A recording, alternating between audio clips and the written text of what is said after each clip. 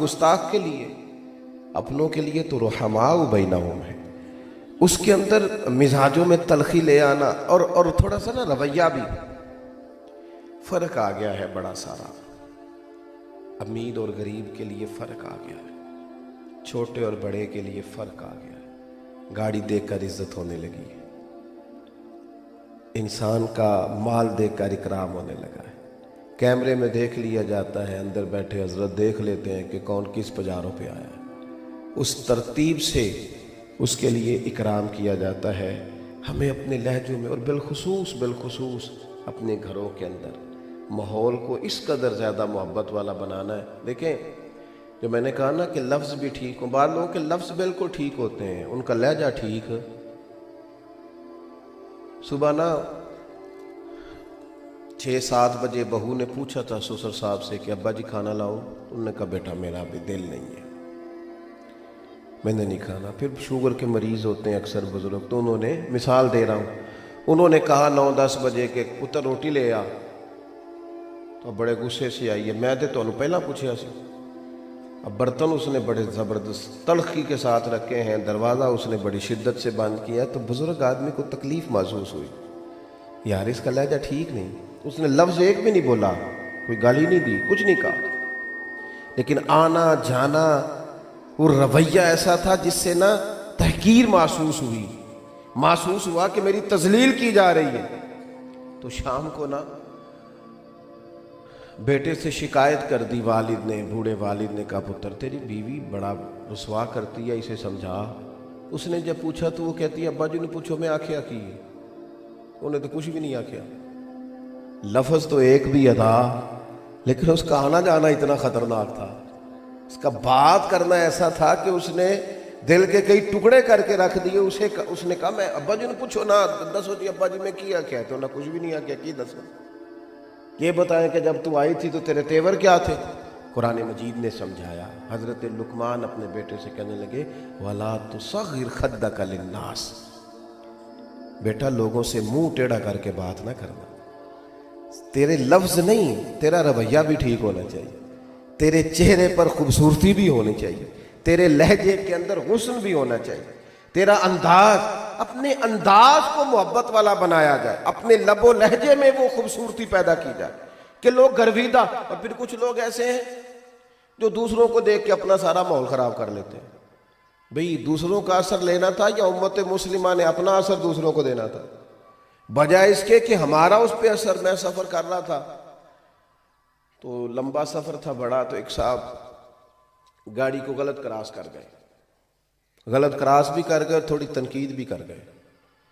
تو ڈرائیور صاحب کا موڈ خراب ہو گیا. موڈ خراب ہو جائے تو موڈ خراب والے بندے کے ساتھ سفر کرنا، ہو بندہ آدھے گھنٹے میں تھک جاتا ہے، اس کا موڈ ہی صحیح نہیں ہے.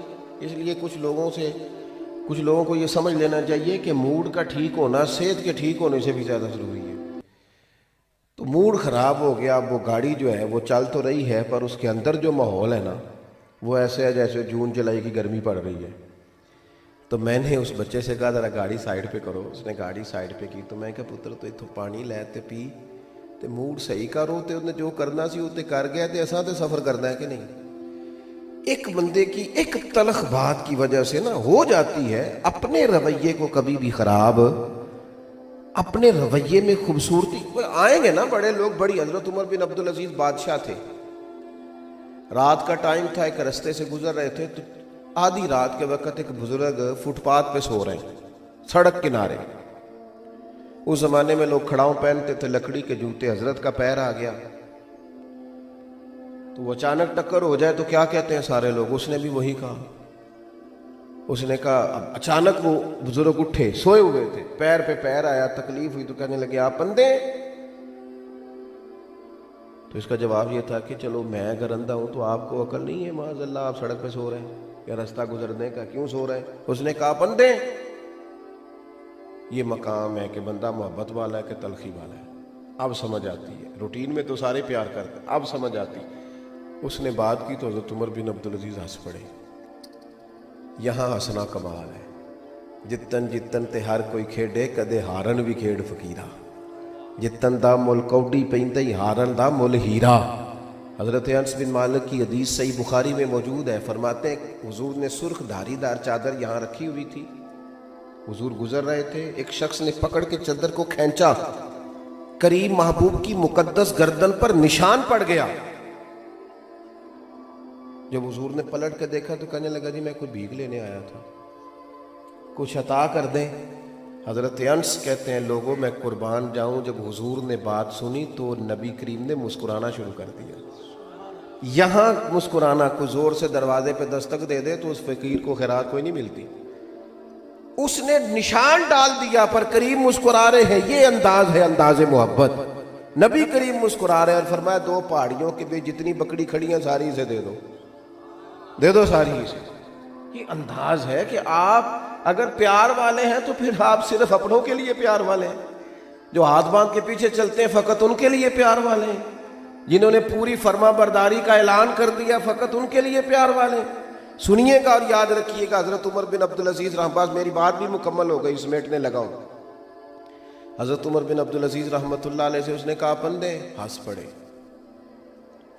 اور بزرگ کے کندھے پہ تھپکی دے کے کہنے لگے نہیں بابا جی مجھے نظر آتا ہے۔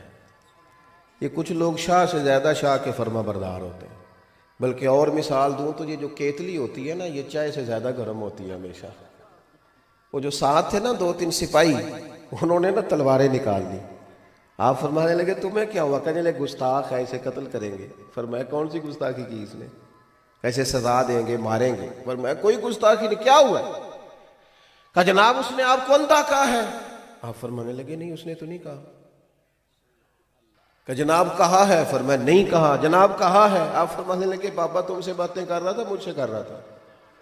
کہ حضور آپ سے بات کر رہا تھا۔ تو فرمانے لگے بابا جی نے تو ایک سوال پوچھا ہے کہ آپ اندھے تو نہیں، تو میں نے کہہ دیا مجھے نظر آتا ہے، اس میں جھگڑے والی کون سی بات ہے؟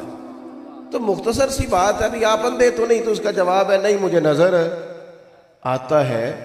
تھوڑا سا نا لہجوں میں، اٹھنے بیٹھنے میں، اپنے شب و روز میں، اپنے انداز میں تھوڑے سے مزاج میں محبت ہو، تھوڑا طبیعت نرم ہو، تھوڑا جو قلب ہے جو دل ہے اس کے اندر کسی کے لیے گنجائش ہو۔ کیا کہتے ہیں ہمارے بزرگ؟ ہمارے بزرگ کہتے ہیں مکان ہی بڑے نہ بناؤ، دل بھی ذرا بڑے کرو۔ ہمارے بزرگ کہتے ہیں صرف زمینیں ہی نہ وسیع کرو، تھوڑا سا ظرف بھی بڑا کرو۔ کیا کہتے ہیں؟ 14 طبق میرے دلے دے اندر تے میں تمبو وانگوں تانے ہوں،